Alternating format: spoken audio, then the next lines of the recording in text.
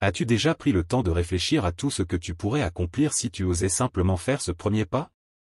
Pour beaucoup, les rêves ressemblent à des étoiles, magnifiques, brillantes, toujours présentes, mais paraissant hors de portée, surtout lorsqu'on pense qu'il est trop tard. Le stoïcisme, cette philosophie qui a traversé les siècles, nous enseigne pourtant qu'il n'est jamais trop tard pour commencer, progresser et conquérir ce que l'on désire profondément. Alors, pourquoi croyons-nous qu'il existe un âge précis pour réaliser nos rêves? Cette idée est tellement ancrée en nous que beaucoup se retrouvent paralysés en pensant qu'ils ont raté leur moment. Et pourtant, des exemples comme celui de Harlan Sanders, qui a fondé KFC à 65 ans, ou d'Anna-Marie Robertson Moses, mieux connue sous le nom de Grandma Moses, qui a commencé ses études artistiques à l'université à 78 ans, prouvent qu'aucune limite d'âge n'existe réellement. Ces personnes n'ont pas réussi par chance, mais grâce à une détermination ferme et à une vision stoïcienne du temps, elles ont choisi de tirer parti du temps qu'il leur restait, au lieu de pleurer celui qui était passé. Dans cette vidéo, nous allons explorer comment le stoïcisme nous offre des outils puissants pour surmonter la peur de l'échec, la procrastination et certaines croyances erronées. C'est un rappel pour toi, qui regarde cette vidéo, peu importe où tu en es dans ta vie ou quel âge tu as. Ce qui compte, c'est ta décision de commencer aujourd'hui, de construire pas à pas, et d'avancer vers tes rêves avec la conviction que le temps, s'il est bien utilisé, joue toujours en ta faveur. Première clé, accepte que le présent est ton seul véritable point de départ. Peu importe le temps que tu as l'impression d'avoir perdu, ou combien tu aurais aimé commencer plus tôt. Cela peut sembler évident, non? Mais en réalité, nous restons souvent bloqués dans des pensées comme « et si j'avais commencé plus tôt » ou « il est trop tard pour moi maintenant ». Ces pensées ne servent à rien et vont à l'encontre des principes stoïciens. Épictète, l'un des grands penseurs stoïciens, disait « ce qui importe, ce n'est pas ce qui t'arrive, mais la façon dont tu y réagis ». Et tu sais quoi? Ce qui t'arrive aujourd'hui, c'est que tu as un rêve, un désir, quelque chose dont tu sais qu'il te rendrait heureux, mais que tu as laissé de côté, parce que tu penses que le temps t'est passé sous le nez. C'est là que le stoïcisme intervient pour te rappeler que le passé ne compte plus. Seule la manière dont tu choisis de réagir aujourd'hui est importante. Un exemple inspirant, Julia Child, célèbre chef et auteur, n'a appris à cuisiner professionnellement qu'à 36 ans et n'a publié son premier livre qu'à 49 ans. Imagine si elle s'était dit « c'est trop tard pour moi, je n'en vaux pas la peine ». Et pourtant, elle a accepté le moment présent et a commencé là où elle en était.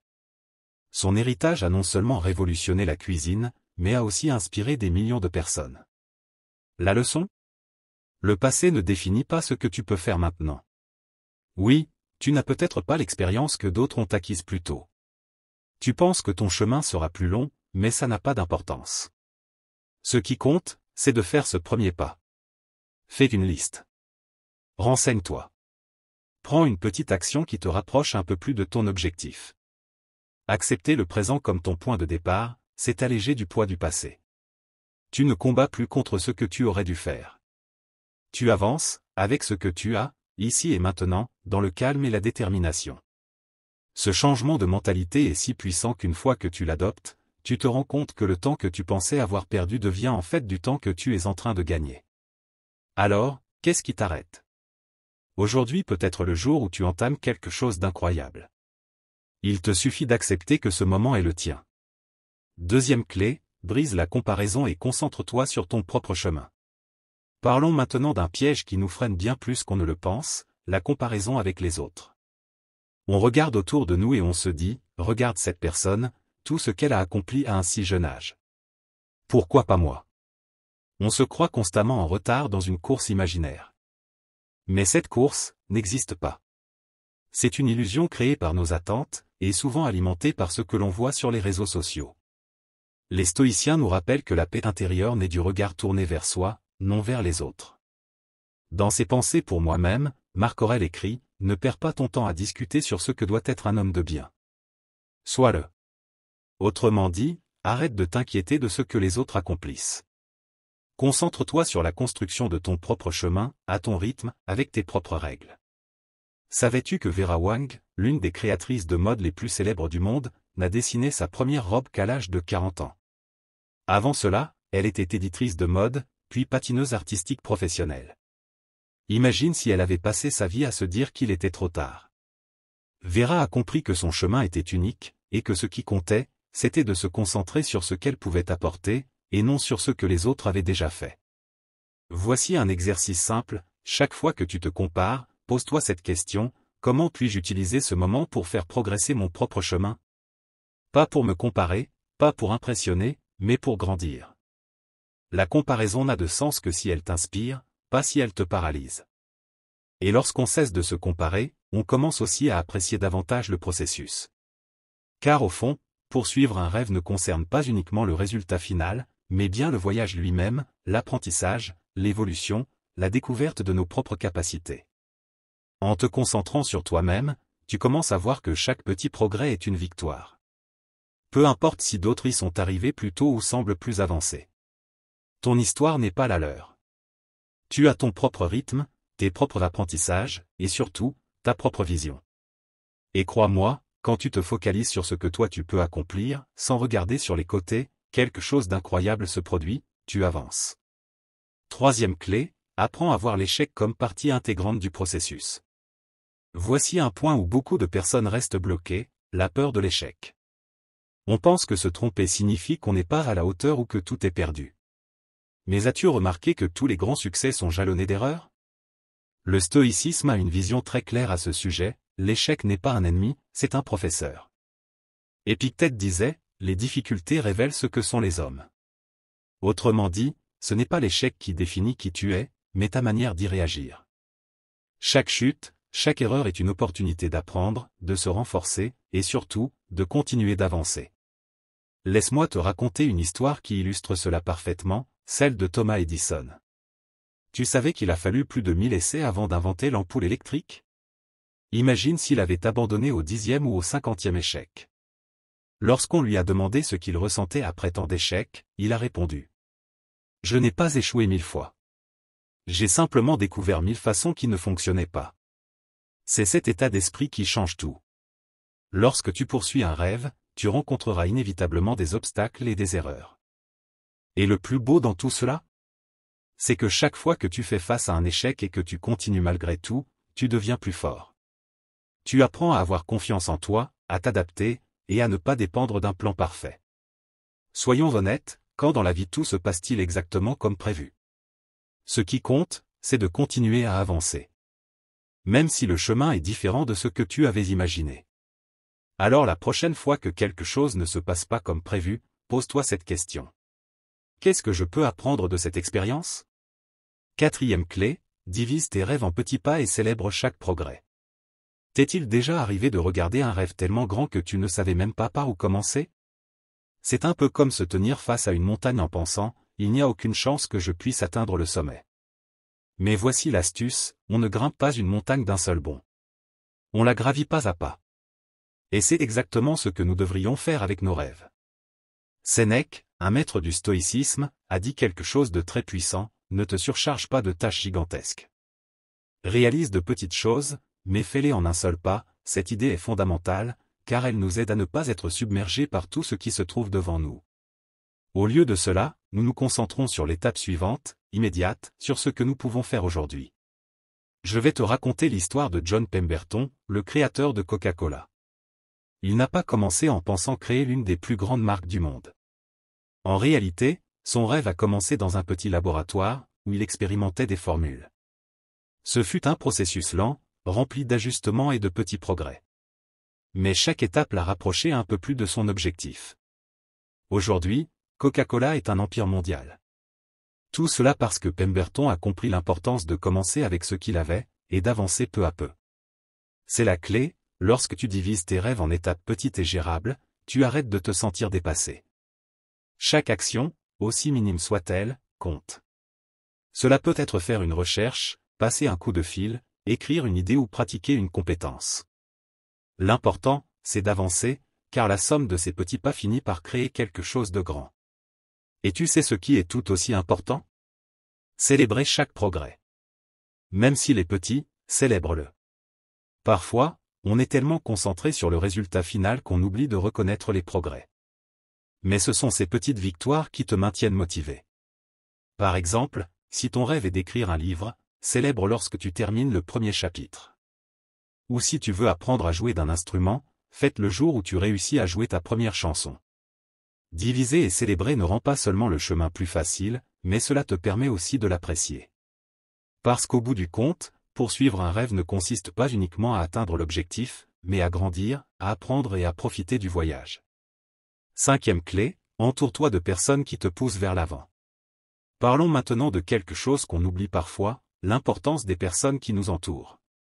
Lorsque tu poursuis un rêve, les gens avec qui tu passes du temps peuvent faire toute la différence. Tu as sans doute remarqué que certaines personnes te remplissent d'énergie et de motivation, alors que d'autres semblent éteindre tes élans. Ce n'est pas un hasard. Les stoïciens l'avaient parfaitement compris. Marc Aurèle écrivait « Évite ceux qui se plaignent continuellement et qui traînent avec eux le nuage de la négativité. Cherche ceux qui cultivent l'âme, car leur lumière allumera aussi la tienne. » Autrement dit, les personnes autour de toi influencent non seulement ton humeur, mais aussi ta capacité à avancer. Un exemple concret, Ray Kroc, l'homme qui a fait de McDonald's un géant mondial, n'a pas réussi seul. Il s'est entouré de personnes qui partageaient sa vision, et a travaillé avec elles pour construire quelque chose de grand. S'il avait été entouré de gens lui disant « ça ne marchera jamais » ou « tu es trop vieux pour ça », car il a commencé son aventure à 52 ans, McDonald's ne serait probablement jamais devenu ce qu'il est d'aujourd'hui. Qu'est-ce qu'on peut en tirer? Que ton entourage compte.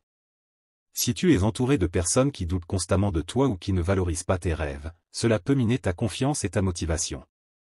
À l'inverse, si tu cherches à t'entourer de personnes qui te soutiennent, te motivent et croient en toi, leur énergie positive deviendra un carburant puissant sur ton chemin. Et ne t'inquiète pas si tu n'as pas encore ces personnes dans ta vie. Tu peux toujours les chercher. Rejoins des groupes, des communautés ou participe à des événements liés à ce que tu aimes. Aujourd'hui, grâce à la technologie, tu peux même trouver du soutien sur des forums en ligne, des réseaux sociaux ou via des cours. L'important, c'est de trouver des personnes qui partagent ta vision ou t'inspirent à avancer. Souviens-toi, tu n'es pas seul dans cette aventure. Les bonnes personnes ne te pousseront pas seulement à atteindre tes objectifs, elles rendront aussi le voyage plus agréable et plus riche de sens. Et si tu as déjà quelqu'un comme ça dans ta vie, n'oublie pas de lui dire merci. Ce lien est peut-être bien plus précieux que tu ne l'imagines. 6e clé, sois patient avec toi-même et avec le processus. Voici quelque chose qu'on oublie très souvent, la patience. Sincèrement, combien de fois t'es-tu senti frustré parce que les choses n'avançaient pas aussi vite que tu l'aurais voulu? Mais laisse-moi te dire une chose importante, les rêves n'ont pas de date limite. Les réaliser est un processus, et comme tout processus, cela demande du temps et de la patience. Non seulement envers ce que tu fais, mais aussi envers toi-même. Épictète l'a dit mieux que quiconque, rien de grand ne se crée immédiatement, pas plus qu'un figuier ou une grappe de raisin. Donne-lui du temps. D'abord les bourgeons, ensuite les fleurs, et enfin le fruit. Quel magnifique rappel que tout dans la vie a un rythme naturel. Tu ne peux pas planter une graine aujourd'hui et espérer avoir un arbre plein de fruits demain. La croissance demande du temps. Et ce temps est essentiel pour que tout mûrisse correctement. Prenons un exemple réel, J.K. Rowling, l'autrice de Harry Potter. Avant que son livre ne devienne un phénomène mondial, elle a été rejetée par plus de 12 maisons d'édition. Et ce n'est pas tout, elle élevait seule sa fille et faisait face à des difficultés économiques. Elle a pris le temps d'écrire, d'améliorer son histoire, et de continuer à essayer. Sa patience a porté ses fruits, et aujourd'hui, son histoire a inspiré des millions de personnes dans le monde entier. Lorsque tu poursuis un rêve, il est normal de ressentir que tu n'avances pas assez vite ou de te comparer aux autres. Mais la vérité, c'est que peu importe le temps que ça prend. L'important, c'est que tu continues à avancer. Chaque petit pas compte, même s'il semble insignifiant sur le moment. Et tu sais quoi? Être patient avec toi-même signifie aussi ne pas te juger trop sévèrement quand quelque chose ne se passe pas comme prévu. Il est normal de faire des erreurs, ou de faire une pause si tu en as besoin. Le progrès n'est pas toujours linéaire. Et c'est très bien comme ça. Ce qui compte, c'est que tu restes fidèle à ta vision, peu importe le temps que ça prendra. Alors, la prochaine fois que tu sentiras que rien n'avance, rappelle-toi qu'un grand rêve a besoin de temps pour fleurir. Autorise-toi à grandir à ton propre rythme. Et aie confiance que, avec constance et patience, tu arriveras là où tu veux être. 7e clé, trouve un but à chaque étape, pas seulement dans la destination. Voici quelque chose que nous oublions souvent lorsque nous poursuivons un rêve, trouver du sens dans le chemin, et pas seulement dans le but final. Combien de fois nous concentrons-nous tellement sur l'objectif que nous cessons de profiter du processus? C'est comme si nous voyions le voyage vers nos rêves comme un fardeau, alors qu'en réalité, c'est là que toute la magie opère. Marc Aurèle, dans sa sagesse stoïcienne, a écrit « Le bonheur de ta vie dépend de la qualité de tes pensées ». Cela nous rappelle que ce n'est pas tant la destination qui importe, mais la manière dont nous choisissons de vivre chaque instant en avançant vers elle. Le but ne se trouve pas uniquement dans le résultat final, mais dans les actions quotidiennes qui nous rapprochent de ce que nous désirons. Pense au cas de Haruki Murakami, l'un des écrivains les plus reconnus au monde. Avant de se consacrer à la littérature, Murakami possédait un bar de jazz. Lorsqu'il décida de se lancer dans l'écriture, ce n'était pas pour remporter des prix ou vendre des millions de livres. Il écrivait simplement parce qu'il trouvait du sens dans l'acte même d'écrire. Pour lui, chaque page écrite représentait un petit accomplissement, une étape significative dans sa vie. Et regarde où cela l'a mené. Il a touché des millions de vies avec ses histoires, tout cela parce qu'il a apprécié et valorisé chaque instant du processus. Et toi? À quel point apprécies-tu les petits pas que tu fais vers ton rêve?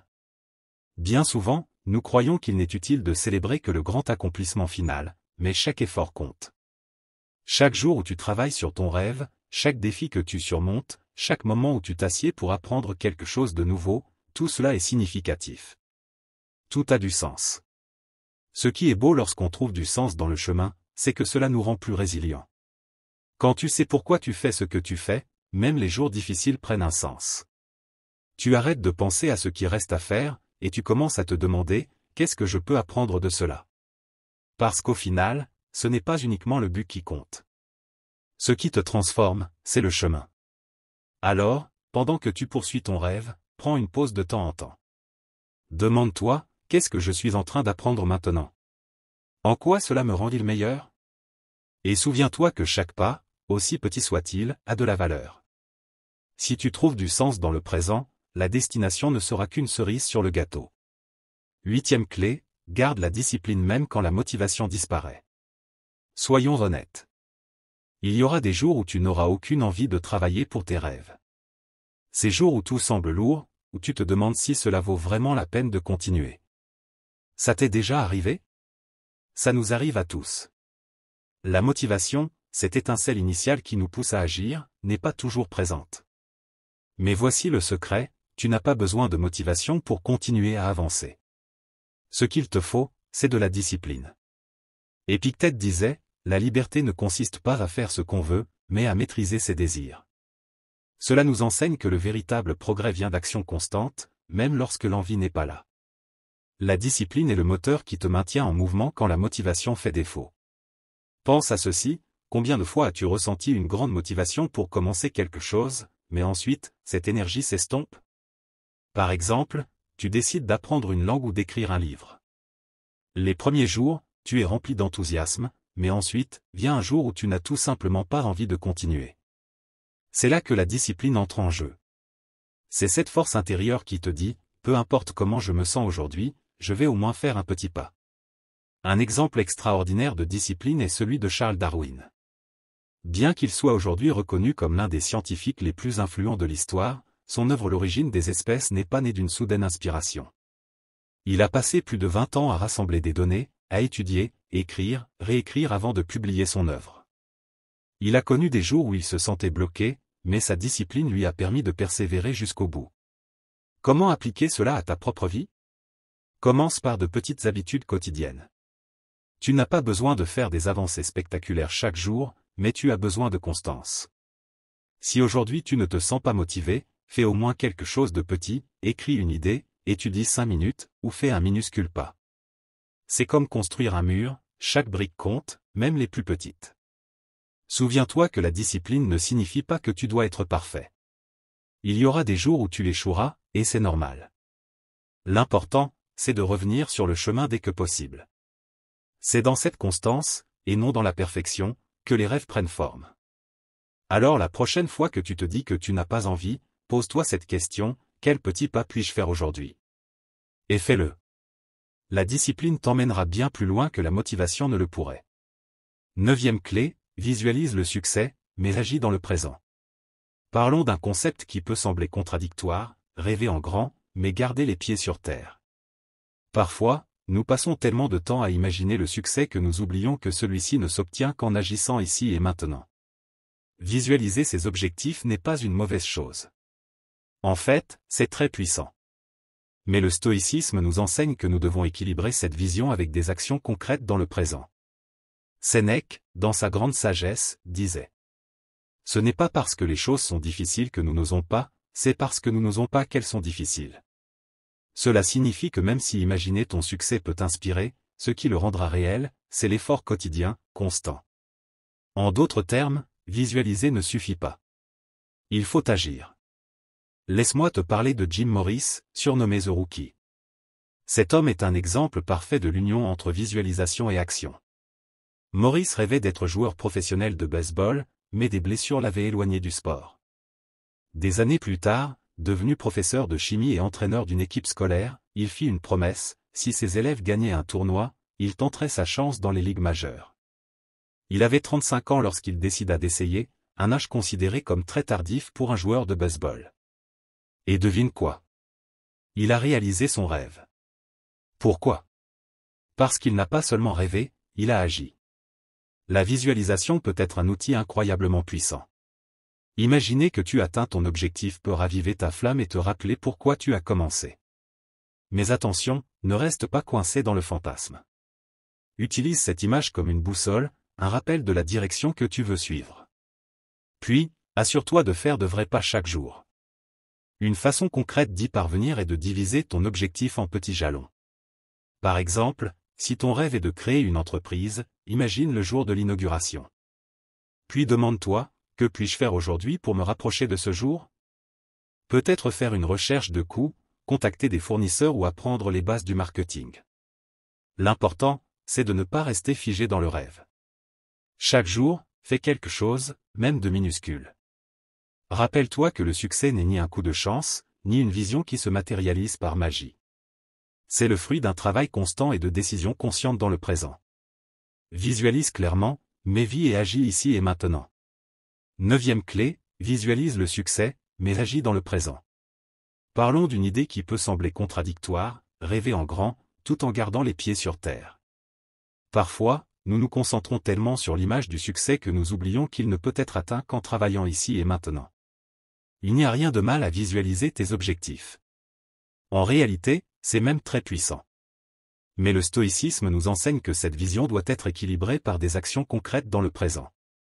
Sénèque, dans sa sagesse infinie, nous rappelle que bien que l'imagination de ton succès puisse t'inspirer, c'est l'effort quotidien et constant qui le fera vraiment naître. Autrement dit, il ne suffit pas de visualiser. Il faut agir. Laisse-moi te parler de Jim Morris, surnommé The Rookie. Cet homme incarne parfaitement l'union entre visualisation et action. Il rêvait de devenir joueur de baseball professionnel, mais des blessures l'ont contraint à s'éloigner du sport durant sa jeunesse. Des années plus tard, alors qu'il était professeur de chimie et entraîneur d'une équipe scolaire, il fit une promesse: si ses élèves gagnaient un tournoi, il tenterait d'entrer dans les ligues majeures. À 35 ans, un âge considéré comme très tardif pour le baseball, il décide de tenter sa chance. Et que se passe-t-il? Il réalise son rêve et devient joueur professionnel. Pourquoi? Parce qu'il n'a pas seulement rêvé, il a agi. La visualisation peut être un outil incroyablement utile. S'imaginer atteindre son objectif peut raviver cette étincelle de motivation et te rappeler pourquoi tu as commencé. Mais voici le piège: ne reste pas coincé dans la fantaisie. Utilise cette image comme une boussole, un rappel de la direction que tu veux prendre. Assure-toi simplement de faire des pas concrets chaque jour vers cette destination. Une méthode pratique consiste à diviser ton objectif en petits jalons. Par exemple, si ton rêve est d'ouvrir un commerce, visualise le jour où tu coupes le ruban d'inauguration. Puis demande-toi: que puis-je faire aujourd'hui pour m'en rapprocher? Peut-être que ce sera rechercher les coûts, trouver des fournisseurs ou apprendre les bases du marketing. L'important, c'est de ne pas rester bloqué dans l'imaginaire. Chaque jour, fais quelque chose, même petit. Souviens-toi, le succès n'est ni un coup de chance, ni un rêve qui se matérialise comme par magie. C'est le fruit d'un travail constant et de décisions conscientes prises dans le présent. Visualise avec clarté, mais vis et agis ici et maintenant. 10e clé, adopte une mentalité de croissance et d'apprentissage constant. Cette clé est l'une de mes préférées, car elles transforment profondément notre façon de voir les défis et les opportunités. Bien souvent, lorsqu'on poursuit un rêve, on pense qu'il faut avoir toutes les réponses ou être parfait dès le départ. Mais si je te disais que tu n'as pas besoin de tout savoir pour commencer, simplement d'être prêt à apprendre en chemin? C'est là le cœur d'une mentalité de croissance.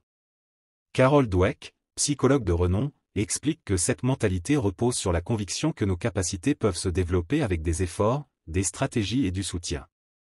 Bien que ce ne soit pas une phrase stoïcienne en soi, elle résonne avec ce que disait Marc Aurèle: ce qui n'est pas utile à la ruche ne l'est pas non plus à l'abeille.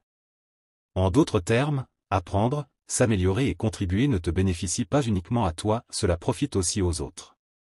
Un exemple qui m'inspire toujours est celui de l'écrivaine Laura Ingalls Wilder, auteure de La petite maison dans la prairie. Tu savais qu'elle a commencé à écrire professionnellement à 65 ans. Avant cela, elle n'avait aucune expérience en écriture. Mais elle a adopté une mentalité de croissance, a appris le métier, et a laissé un héritage littéraire qui inspire encore des millions. Elle a compris qu'il n'est jamais trop tard pour apprendre quelque chose de nouveau, et que chaque étape est une opportunité d'évoluer. Le plus beau dans cette mentalité, c'est qu'elle t'affranchit de la peur de l'échec. Pourquoi? Parce que tu commences à voir les erreurs et les défis non pas comme des échecs, mais comme une partie naturelle du processus d'apprentissage. Par exemple, si tu débutes quelque chose et que ça ne marche pas tout de suite, au lieu de dire « ce n'est pas pour moi », tu peux te demander « qu'est-ce que je peux apprendre de ça? Comment puis-je m'améliorer ?» Apprendre constamment ne te rend pas seulement meilleur dans ce que tu fais. Cela te garde motivé, curieux. Tu peux lire des livres, suivre des formations, parler à des personnes qui ont accompli ce que tu veux accomplir, ou simplement apprendre de tes propres expériences. Chaque jour est une chance de grandir un peu plus. Alors, pose-toi cette question essentielle: que fais-tu aujourd'hui pour apprendre quelque chose de nouveau qui te rapproche de tes rêves? Peu importe que le pas soit grand ou petit. Tant que tu continues de grandir, tu avances dans la bonne direction. 11e clé, accepte l'incertitude comme une partie du chemin. Parlons maintenant d'un sujet qui, honnêtement, fait peur à beaucoup, l'incertitude. Quand tu poursuis un rêve, il y a beaucoup de choses que tu ne peux pas contrôler. Tu ne sais pas exactement comment les choses vont se passer, ni si tu atteindras le résultat espéré. Mais voilà l'essentiel, tu n'as pas besoin de toutes les réponses pour commencer. L'incertitude n'est pas un ennemi. C'est un compagnon inévitable de toute grande aventure. Épictète, le sage stoïcien, nous a laissé une leçon précieuse: l'inquiétude n'enlève pas la tristesse de demain, mais elle prive aujourd'hui de sa force. Qu'est-ce que cela signifie? Que se faire du souci pour ce qui pourrait arriver ne change rien, mais cela t'enlève l'énergie dont tu as besoin pour agir aujourd'hui. La clé, c'est d'accepter que l'avenir soit toujours incertain. Et c'est bien ainsi. Prenons l'exemple de Samuel L. Jackson. Cet acteur, aujourd'hui l'un des visages les plus célèbres de Hollywood, n'a décroché son premier grand rôle qu'à 43 ans. Crois-tu qu'il était sûr de réussir? Bien sûr que non. Mais au lieu de laisser l'incertitude le paralyser, il s'en est servi comme motivation pour continuer. Il est aujourd'hui la preuve vivante qu'un plan parfait n'est pas nécessaire, seul compte la volonté d'avancer, même quand le chemin est flou. L'incertitude, quand tu l'acceptes, peut devenir une source de force. Réfléchis à ceci: si tout était garanti et prévisible, où serait l'excitation? Les plus grands moments de croissance et de découverte surviennent souvent lorsque nous nous aventurons dans l'inconnu. Oui, cela fait peur, mais cela te pousse aussi à faire preuve de créativité, à apprendre et à t'adapter. Un exercice que tu peux essayer: change ton regard sur l'incertitude. Au lieu de la voir comme un problème, considère-la comme une opportunité. Demande-toi: qu'est-ce que je peux découvrir si je fais ce pas? Quelle possibilité s'ouvre à moi si j'ose tenter? Ainsi, tu cesses de te focaliser sur ce qui pourrait mal tourner et tu commences à te concentrer sur ce que tu pourrais gagner. Et souviens-toi, tu n'as pas besoin de connaître tout le chemin pour commencer. Il suffit de faire le prochain pas. L'incertitude sera toujours là. Mais tes envies, ton effort et ta capacité d'adaptation aussi. 12e clé, ne sous-estime jamais le pouvoir de commencer, même petit. Très souvent, le plus grand obstacle à la poursuite de nos rêves, c'est que nous voyons le défi comme trop grand. On se dit: je ne suis pas prêt, ou bien j'ai besoin de plus de temps, de ressources, d'expérience. Mais la vérité, c'est que la seule chose dont tu as besoin pour commencer, c'est de commencer. Marc Aurèle le disait bien: le but de la vie n'est pas d'être du côté de la majorité, mais d'échapper au rang des insensés. Et qu'est-ce qu'un insensé, sinon quelqu'un qui reste immobile, paralysé par les excuses ou les peurs? Commencer, même par un tout petit pas, est un acte de courage et de sagesse. Tu connais l'histoire d'Anna Marie Robertson Moses, mieux connue sous le nom de Grandma Moses. C'est une histoire qui m'inspire toujours. Elle a commencé à peindre à l'âge de 78 ans, après une vie de travail à la ferme. Elle n'avait aucune formation, aucun grand moyen. Mais elle a simplement commencé. Elle peignait parce que ça lui plaisait. Parce qu'elle avait un rêve et voulait le réaliser. Et que s'est-il passé? Ses œuvres sont devenues célèbres dans le monde entier. Elles sont aujourd'hui exposées dans des musées. Tout cela parce qu'elle a osé commencer, même tard, même sans certitude. 13e clé, reconnaître et remercier tes progrès sur le chemin. Cette clé est comme une respiration nécessaire pendant que tu poursuis tes rêves. Très souvent, nous sommes tellement concentrés sur ce qu'il nous reste à accomplir, sur la distance qui nous sépare encore de notre objectif, que nous oublions de regarder en arrière et de reconnaître tout le chemin déjà parcouru. Mais voici la vérité, remercier pour tes progrès ne te motive pas seulement, cela te rappelle aussi à quel point tu es capable. Épictète l'a parfaitement résumé, le bonheur ne consiste pas à obtenir ce que tu désires, mais à apprécier ce que tu as déjà. Cela s'applique également au processus de poursuite de tes rêves. Il ne s'agit pas seulement d'atteindre le but, mais de valoriser chaque pas que tu fais pour y arriver. Un exemple que j'adore est celui d'Oprah Winfrey. Aujourd'hui, elle est l'une des femmes les plus influentes du monde, mais son chemin n'a pas été facile. Elle a grandi dans la pauvreté, a affronté des rejets et a subi de nombreuses critiques au début de sa carrière. Pourtant, elle a toujours insisté sur l'importance de reconnaître et de remercier pour chaque petit progrès, chaque réussite, même minime. Cette mentalité de gratitude a été essentielle pour qu'elle garde son cap et avance avec confiance. Quand tu poursuis quelque chose de grand, il est facile de ressentir que ce n'est jamais suffisant, qu'il y a toujours davantage à faire. Mais si tu t'arrêtes un instant pour réfléchir à tout ce que tu as déjà accompli, tu réaliseras que chaque pas, chaque effort t'a mené jusqu'ici. Et cela mérite d'être célébré. Comment appliquer cela? Prends un moment à la fin de chaque semaine pour dresser une liste de tes avancées. Peu importe si elles sont petites, chacune d'elles compte. Peut-être as-tu appris quelque chose de nouveau, fait un pas de plus dans ton projet, ou simplement surmonté une journée difficile. Remercie pour ces moments. Cette pratique ne t'apporte pas seulement de l'énergie, elle renforce également ton engagement envers ton rêve. Rappelle-toi, poursuivre tes rêves, ce n'est pas seulement atteindre une destination, c'est vivre pleinement le processus, apprécier ta croissance et prendre conscience de tout le bien que tu construis en chemin. La gratitude est comme une boussole, elle t'aide à rester concentré, motivé et en paix avec ce que tu fais. 14e clé, trouver le but plus grand derrière ton rêve. Passons maintenant à quelque chose qui élève tout ce voyage à un niveau supérieur, connecter ton rêve à un but plus grand. C'est-à-dire, pourquoi veux-tu vraiment atteindre cet objectif? Quelle importance a-t-il pour toi? Quel impact aura-t-il sur ta vie, et au-delà, sur celle des autres? Lorsque tu trouves cette connexion plus profonde, ta motivation devient imparable.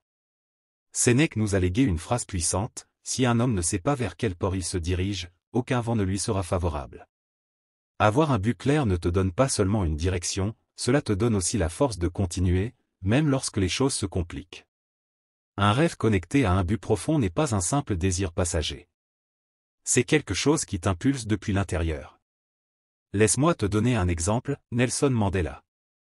Il rêvait d'une Afrique du Sud libre, où tous auraient des droits égaux. Son rêve n'était pas seulement pour lui, son objectif allait bien au-delà de sa propre vie. Même après avoir passé 27 ans en prison, il n'a jamais perdu de vue ce but plus grand. Cette connexion a maintenu la fermeté de son rêve, et ce rêve est devenu une réalité qui a changé le monde. Et toi? Que représente ton rêve pour toi et pour les autres? Peut-être souhaites-tu créer une entreprise pour offrir un produit ou un service qui améliore la vie des gens. Peut-être veux-tu écrire un livre parce que tu as une histoire qui pourrait inspirer d'autres personnes. Ou alors, ton but est de montrer à ceux qui t'entourent, tes enfants, ta famille, qu'il est possible de poursuivre ses rêves. Quand tu comprends le « pourquoi » derrière ce que tu fais, tu réalises qu'il ne s'agit pas uniquement d'atteindre un objectif, mais aussi de provoquer un impact positif. Cela te donne un sens de responsabilité, pas une charge pesante, mais une motivation authentique qui te rappelle que ton effort en vaut la peine, car il est aligné avec quelque chose de plus grand que toi. Alors, pendant que tu travailles à ton rêve, pose-toi la question, quel impact est-ce que je veux que cela ait sur ma vie et sur celle des autres? Avoir cette clarté te donnera l'élan nécessaire pour surmonter tous les obstacles et te rappellera que ce que tu fais a un véritable sens. Si tu es arrivé jusqu'ici, je t'invite à t'abonner, à activer les notifications et à laisser un commentaire pour que YouTube reconnaisse que ce contenu est utile aux personnes comme toi. Cela nous motive à continuer à créer des vidéos de ce type à l'avenir. Je t'encourage aussi à jeter un œil aux 2 dernières vidéos que nous te recommandons. Je te remercie sincèrement pour ton temps et ton soutien. On se retrouve très bientôt pour une nouvelle aventure. À très vite.